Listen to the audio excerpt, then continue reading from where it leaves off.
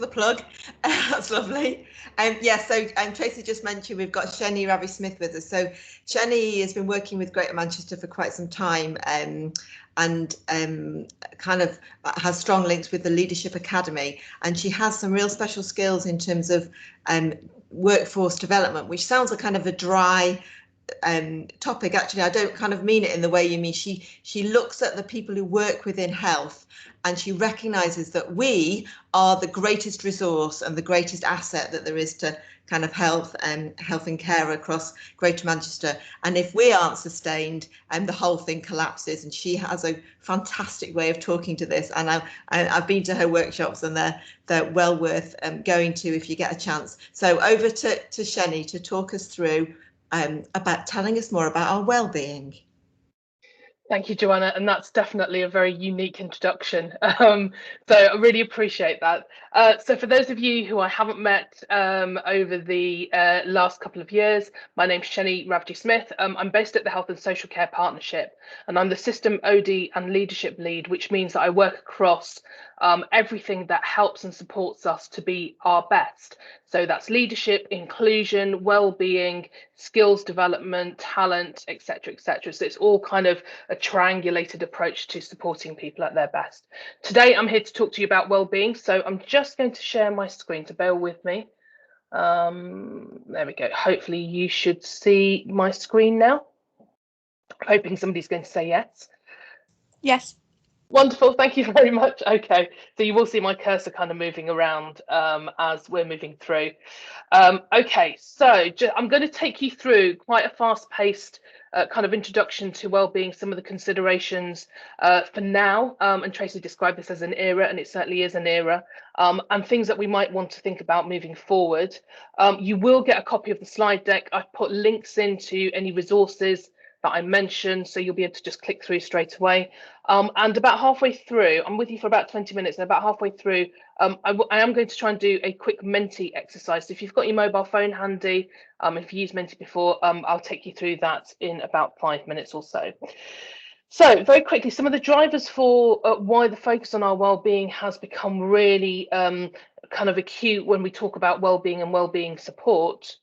Workforce support is COVID has genuinely really created an urgent need to think about the well-being of our workforce. We're in a sustained environment where we've pretty much been working non-stop, and that's not sustainable. You know, we do need to pay attention to that. The pandemic has also highlighted that there are massive disparities in the kinds of support and offers that are out there. And some of the reasons why we've focused and developed the toolkit as we have is to address some of those across the Greater Manchester footprint, because what we recognised was that anybody who's working towards reducing those health inequalities as part of the pandemic response and moving forward and beyond, and that's part of this conversation, we need to make sure that we look after them, because actually, as Joanna's just said, you know, you're all an incredibly important part of the reasons why we're able to do what we do. And really significantly and importantly, the society kind of approaches have really shifted, especially around mental health, and I'll come back to that. We do have a national NHS people plan, which does put well-being at the heart of the drivers. And for those of you who've been involved with the Greater Manchester people plan, we took that national plan and we've made sure that it's absolutely relevant and responding to what we need in our footprint. One of the key things that's coming through at the moment is that while we're still in the middle of responding to a pandemic, and we're talking about kind of what operational recovery looks like, what we need to remember is that we need to consider that people recovery as much as anything else. So good well-being, it's really interesting because when you start talking to people, everyone has a slightly different approach to what they think well-being is. For the purposes of the work that we've been delivering, we think good well-being is when we're able to be at our best. And actually that's at work and at home, because they are symbiotically kind of related. We know that we've got some really hard indicators about why we need to focus on well-being from a business perspective. We've got sickness absence data that's telling us very clearly that stress, anxiety, depression are still on the increase. And we have got some recent evidence that's come from the University of Manchester that suicide ideation is becoming a greater concern. Still small proportions, but is increasing, so we do need to pay attention to that. We have got, as I've mentioned, that kind of sustained response level in terms of the pandemic, which means that we're all tired. and we're potentially burning out, and we're not necessarily in the best places to make great decisions, or our energies and capacities to support those around us. So we do need to pay attention to that. We know that there are a number of really critical workforce challenges, everything from recruiting the right skill sets in the first place to retaining colleagues, because people are making different life choices, and really looking at addressing kind of some of those work-life balances. So it might be that there are more people requesting flexible working or looking to retire a little bit earlier. All of these things are creating a greater kind of impact and influence on our well-being overall. And we know that we're not at the end of this process. We've still got an incredibly long journey ahead of us, not only from a pandemic perspective, but we've also got lots and lots of kind of different practices, challenges, system approaches that are on the horizon. So what we could and should be doing is actually paying attention to those so we can move forward really quickly. So I won't dwell on the toolkit too much. I'll make sure that you've got the link. Very briefly, it's broken down into 3 parts. So the first part is about looking after yourself. In all honesty, much of this is really good common sense. Make sure you sleep enough, make sure you eat well, exercise well, drink lots of water, etc., etc. There's some great links in there. Please do have a look. So everything from GM Moving, who are our colleagues working with PHE colleagues, have developed some great resources out there. So everything kind of from 0 to 5K, walking practices, cycling pathways. We live in a great city region for all of this, so please do have a look at that. The supporting others, I think, is a really critical piece, which is about whether you're a team manager, a leader in your organisation, or somebody who actively supports your peers. There are some really key kind of support mechanisms there. So everything from wellbeing conversation toolkits, how to have good conversations, and we've got some really good evidence-based kind of a library of questions that you might want to ask. All the way through to things like setting up coaching buddy schemes or check-in, check-out processes. So how do we do, as well as the kind of operational or technical kind of handovers or checkouts and debriefs, how do we do that for the people around us as well? So do have a look at those. And the third is responding to need. And again, I think this is a really important part, because one of the things that I talked about earlier on, which is the disparity, what we realized was that depending on who your employer was, depending on where you worked, depending on the kinds of communications that you got from the networks around you, and it's great that you're all part of this network, because I know that the comms here are brilliant, determined really the kinds of access you were able to get or the information that you were able to receive. So what we've tried to do is make sure that we've curated the best of all the resources that are in Greater Manchester. The majority of them, and I would suggest 99% of them, are open to everyone. And that includes everything from domestic abuse, supporting teenage children. We've got the Resilience Hub in there. We've got bereavement services, etc., all sorts of different things. And then you're able to kind of access that with a little bit of parity. So do have a look at that. What I will say is we're continuously updating this. So please do keep returning to the online version. You can download the toolkit, but please do keep returning to the online version, because we'll keep it updated. Okay, very quickly, I don't need to tell any of you this, we all have mental health. The recent data is suggesting that 1 in 6 people are experiencing a common mental health problem at any point, mainly in response to some of the pandemic. So we've got lots of people who have got longer term challenges, but actually we've got a new cohort of people almost who are emerging in response to what's been happening over the last year. In Greater Manchester, that translates into nearly 500,000 people, and we know that that won't always be the same people. What that 500,000 people looks like, for those of you who are football fans, here are 3 stadiums. I'm not a football fan. I can never remember which stadiums they are. I know City's here and I know United are here as well. But we need to double that full capacity. And then we need to add every single person who attended the last big Parklife event. And that's what 500,000 people look like. So when we talk about numbers, it's incredibly important that we do respond to that numbers and remember that we're actually talking about people. Okay, so taking care of yourself, stress buckets, again, I'm sure you'll know all of this. It's really important that we pay attention not only to the things that create the stress. 99% of the time we can't take those stresses away. We do need to pay attention to it because they do layer up. So it's not massive big events, but it'll be the layering and multi-layering of things. But the really important thing is that bottom tap there. So what are the things that we're doing to release some of those stresses? So some of us run, some of us eat, some of us drink more wine, some of us go dancing, some of us listen to music, whatever it is, some of us have familial connections. It's about consciously paying attention to that, making sure that you are trying to get good sleep. And I genuinely don't think I know anyone who's getting regular good sleep at the moment. So it's not, it's quite a common thing at the moment. So we do need to pay attention to that. You may or may not know that there's also a mental health toolkit for employers. It's a really good piece of work that's been developed with the Good Employment Charter in Greater Manchester. I'll make sure that the link is there in the slide deck. Do have a look at that as well as a resource. So I'm going to ask you to please get your phones out while I switch over because we're going to do a little bit of Menti. I don't know if any of you have seen this Pip Wilson blob tree. I think this is brilliant. I use this a lot when I'm coaching. I also use it in group sessions as well, as Joanna might have experienced. And it's really important to understand that every single day can be different for all of us, and we might be in a slightly different place. So for some days, I might be number 20, the blob that's right at the top of the tree, feeling on top of my game and feeling like I am in control of everything that's going on around me. Brilliant. Other days, I actually might be number 5. I'm just feeling low energy, fatigued, not feeling motivated. And it's really important to recognize this, and not only in ourselves, but also the people around us. So while I swap over, if I could ask you to go to menti.com, and you'll be asked for a code, and the code is on the screen. I'm just about to switch my slides over. There we go. So hopefully you've got that new slide there. So the code is 83229666. That's 83229666. And hopefully everybody should be on there. Okay, so 3 very quick exercises.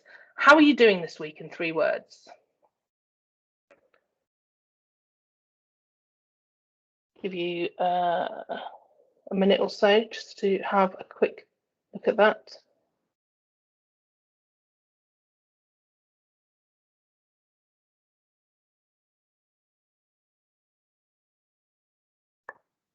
Okay. So we've already got overwhelmed, tired, busy, exhausted, motivated, stressed, impatient, hopeful.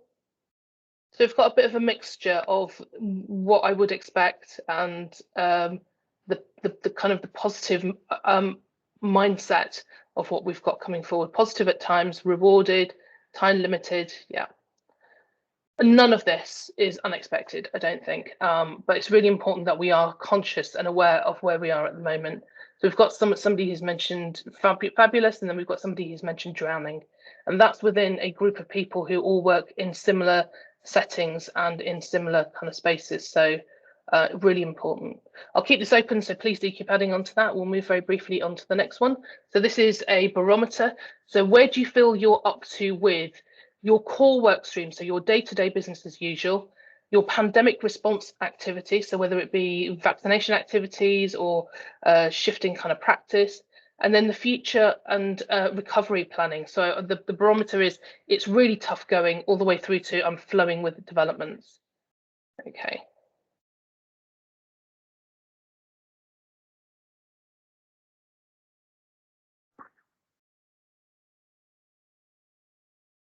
Yes, we've got a mixture there. So if we look, for example, here, core work streams, we've got a number of people who are at the it's really tough going, and then some consistency all the way through.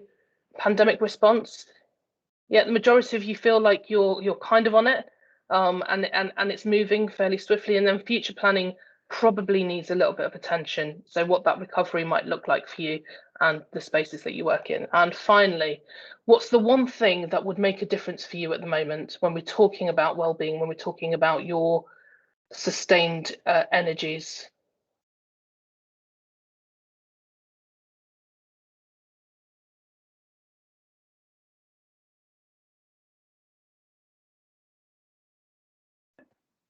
Yeah, more support with workloads, mental breaks, human contact away from home, time off, space to regroup, keeping a healthy work-life balance, less meetings so you can focus, shorter working hours to ensure work-life balance is better, less patient demand, a holiday, a 6-month cruise with humans.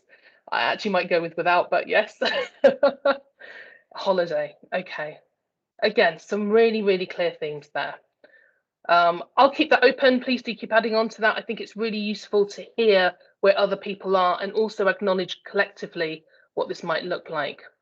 We've got a final comment here. Nationally, the demands are increasing and the more accessible general practice is. Okay, so let me just shift that over and you can see me again, hopefully. I'm just going to move back over to my original slide deck. So you should be able to see that now. Okay, wonderful. So some really key themes there. What's in your control? I think this is really important to recognize. There are certain things that we can't do anything about. We can't do anything about the changes that are coming along. We kind of can't do anything about the volume of workload, but what we can do is think about the approach that we take to it, and I'll come back to that in a minute.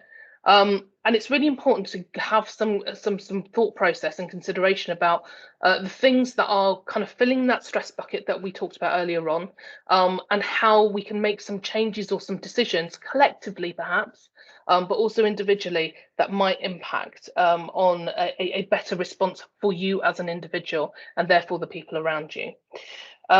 Okay, I'll talk very briefly about the Happy Pie. This is a piece of research that's come out recently. I found it quite astounding because what it was suggesting was, and you kind of know this, but seeing it in data was quite stark.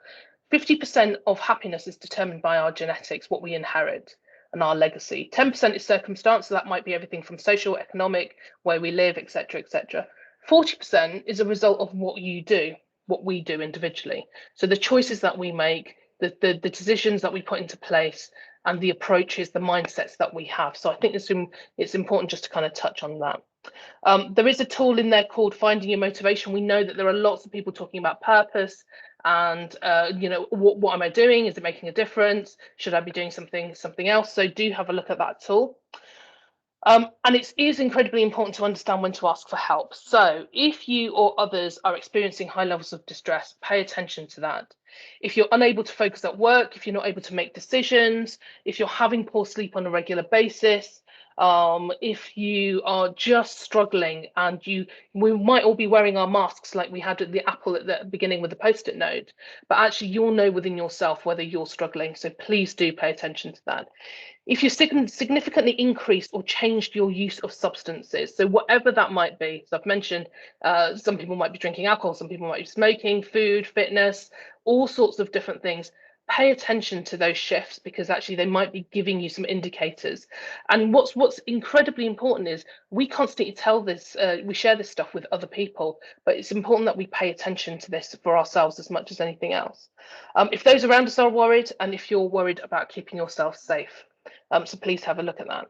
So making the change around better well-being, tackling well-being isn't a simple undertaking. We've actually, from an organisational and system perspective, we've had a very responsive legacy around how we talk about well-being. We wait till something goes wrong. We send people to occupational health if you have that. We put referrals into place. If you're ill 3 times in a row and you're in an organisation, you might get a letter to suggest that you're in some sort of performance measures. It has felt very punitive historically. And fundamentally, all of this is underpinned by, I don't want to let anybody know that I'm not feeling capable at the moment. We really do need to start shifting some of those cultural approaches to how we approach well-being, both from a strategic perspective, but also how we put that into practice and role model it. The evolution of our workplace well-being really needs to respond to 3 areas: the physical, the practical, and the psychological. We've got that outlined in the toolkit about the approaches that kind of underpin some of that. So it might be everything from putting a bite scheme into place, making sure that financial aid is there. Domestic abuse is a really interesting one.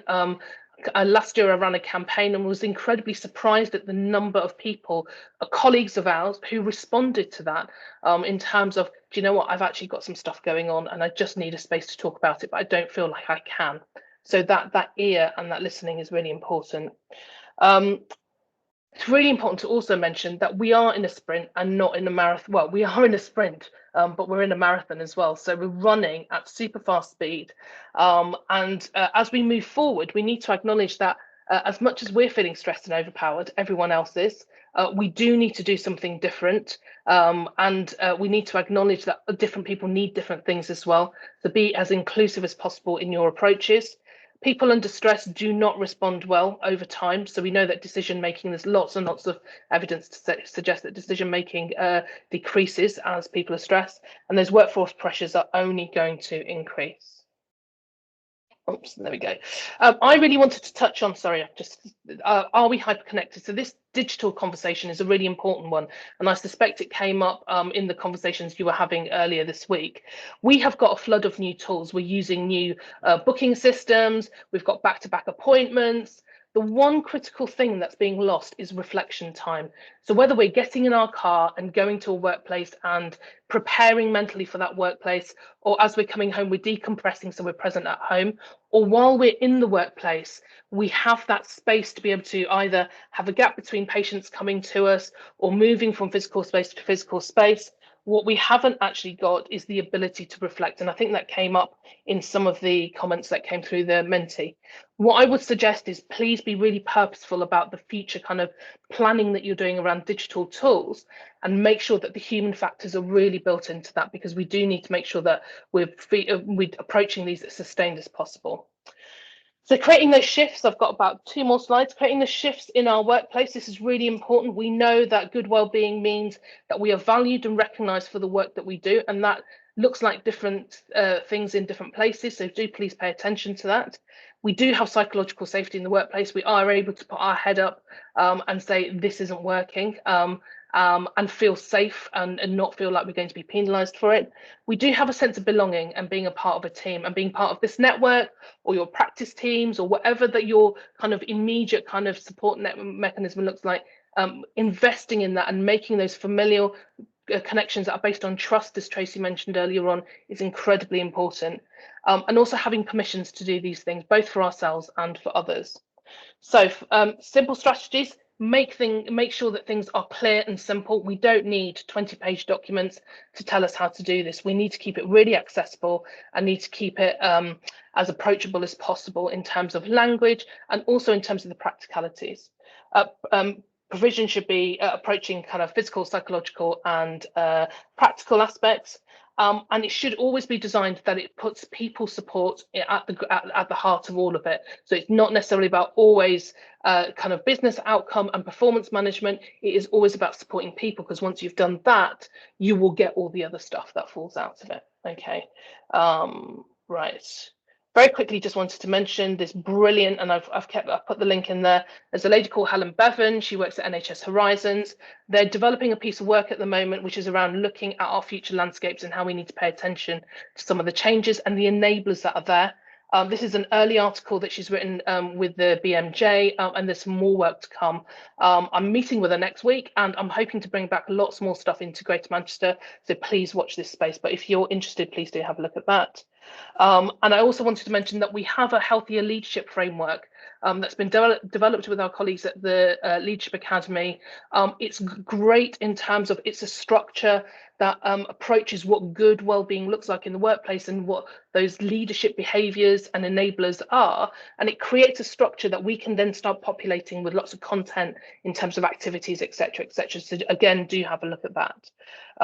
And finally, I've got a call to action for all of you. I never turn up into any of these spaces without a request. My request is please pay attention and think about what is it that you need to move your workforce forward. Are you clear about what you actually want to achieve? What assets do you already have? Where are the strengths that you already have in terms of the people, the resources, the spaces, etc.? How are you going to take this forward, both for yourself, your teams, and how are you going to influence your leaders to support this as well? And finally, what's the one thing that you could potentially do today that might move some of this forward? So it might be making a cup of tea for somebody and just having a conversation, or it might be thinking about kind of the appointment systems and how that works and where you create some reflective practice for your colleagues. And I'll leave it at that point. So hopefully, I'm mindful that I've taken you through a massive whistle-stop tour. You will get the slide deck, like I've said. There's lots and lots of links there. And if anyone wants to catch up, I've got my email on there as well. Thank you. Thank you very much, Jenny. That's it always strikes me, the circle of concern, circle of influence, the how we sometimes do waste energies in spaces that we can't change.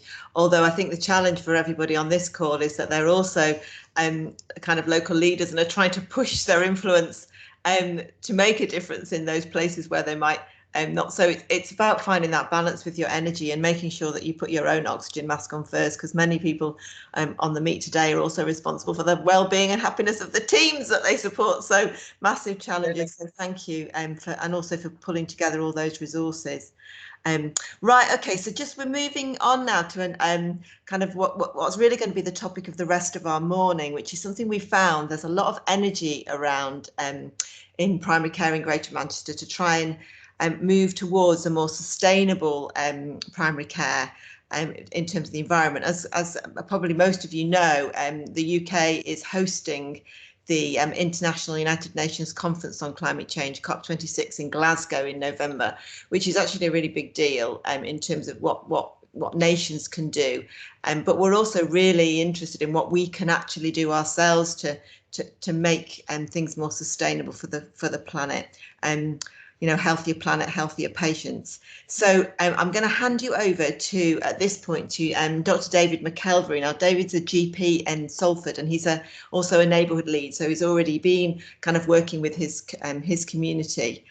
But he has a special interest in sustainability and, you know, the prevention of climate change and what primary care and general practice can do to try and reverse some of the changes that are happening. So we're going to do a lot of thinking as groups this morning, and David's going to initially give you the context to that and take you through what the rest of the session is going to be like. So David, over to you. Thanks very much, and great to be here and be part of this event.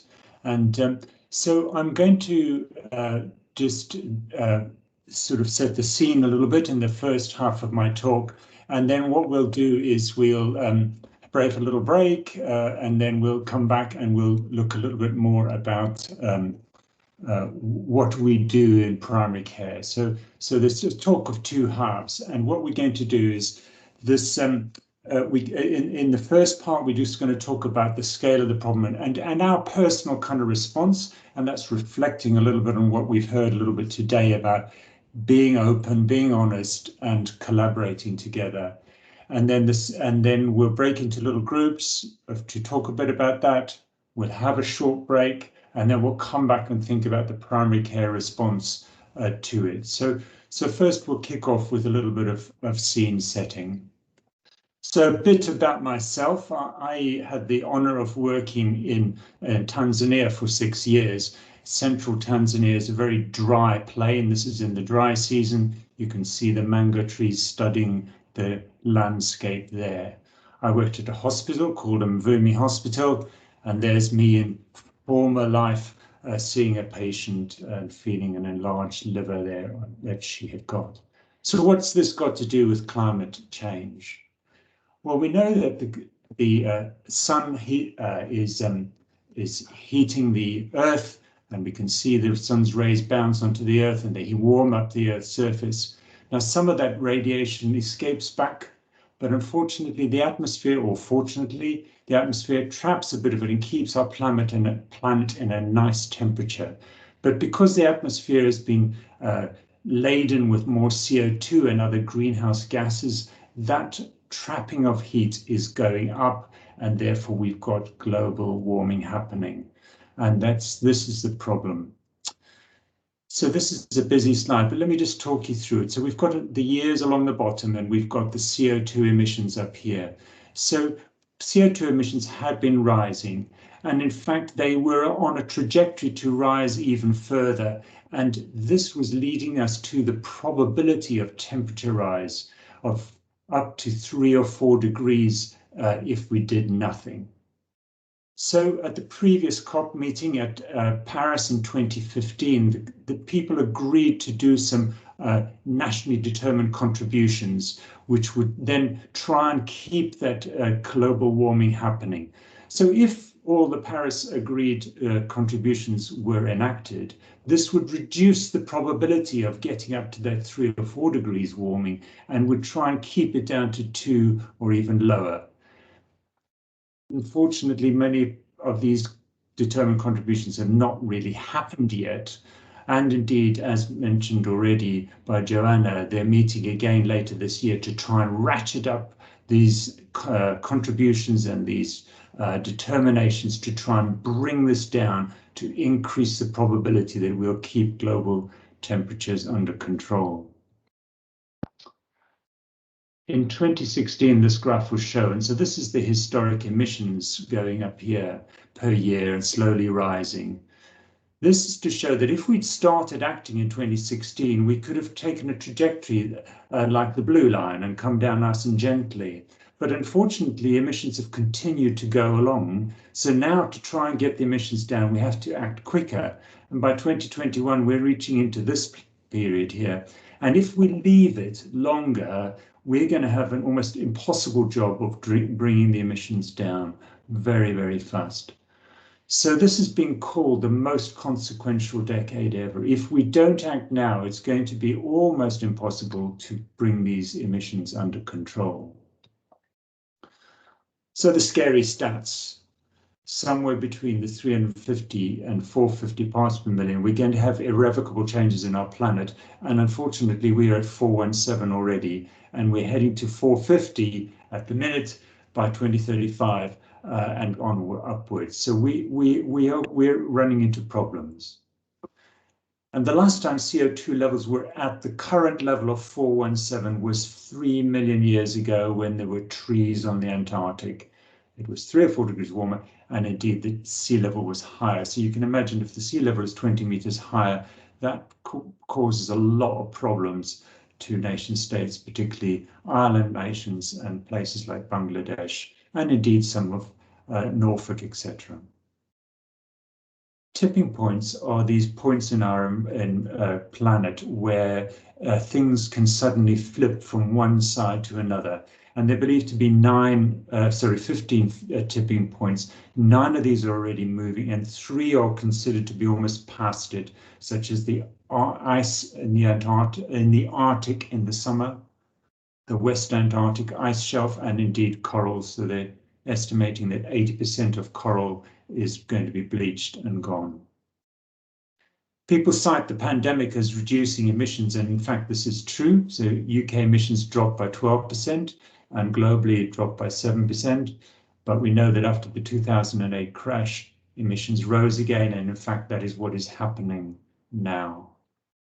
So what about the health effects of the rising temperatures? So we've got rising sea levels, CO2 emissions, and more extreme weather events.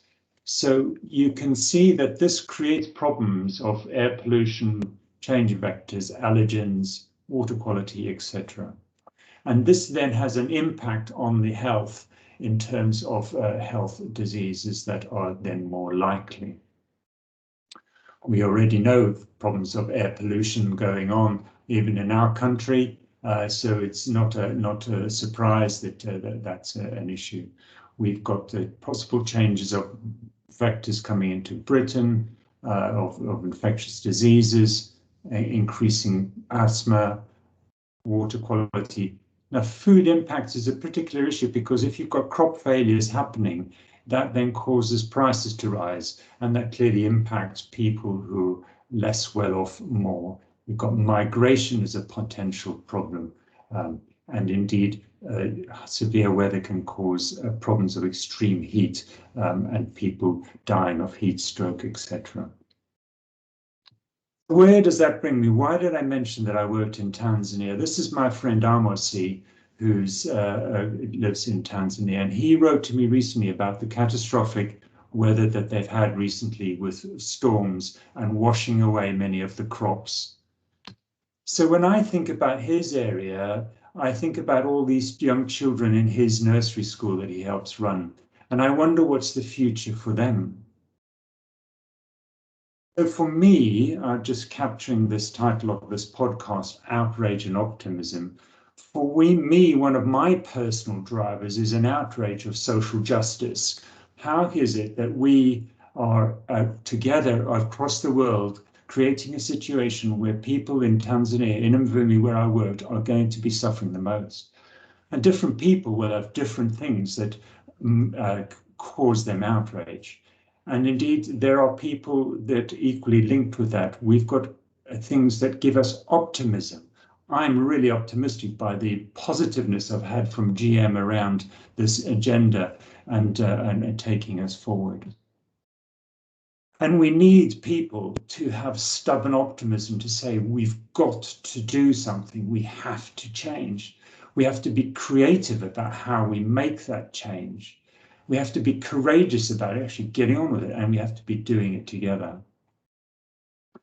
So what I'm proposing we do now is we just go into our groups and just spend a little bit of time actually just saying to each other and start talking about this, about what it is for each of us. What is it that causes us outrage, that makes us angry, sad, or anxious? Maybe if each of us could give one example of something that's really annoyed us or thought was outrageous. And perhaps we could equally give one optimism thing. There's one thing that's given us optimism or hope for the future. And then what we could do is we could come back after that, and we could, after our break, and we will then talk particularly about primary care and how we come to respond to that. But this is an opportunity for us to just talk about human to human, about what it is and why we're motivated and why we want to make a change. So I'll ask Claire Wildgoose if she could sort of pop us into our groups, and then we'll talk about that. And then we're going to have a few minutes of that until I think it's 10:25. And then we'll have a break for 10 minutes, and then we'll come back at 10:35 for the second bit, where we look particularly about primary care and how we make a difference there.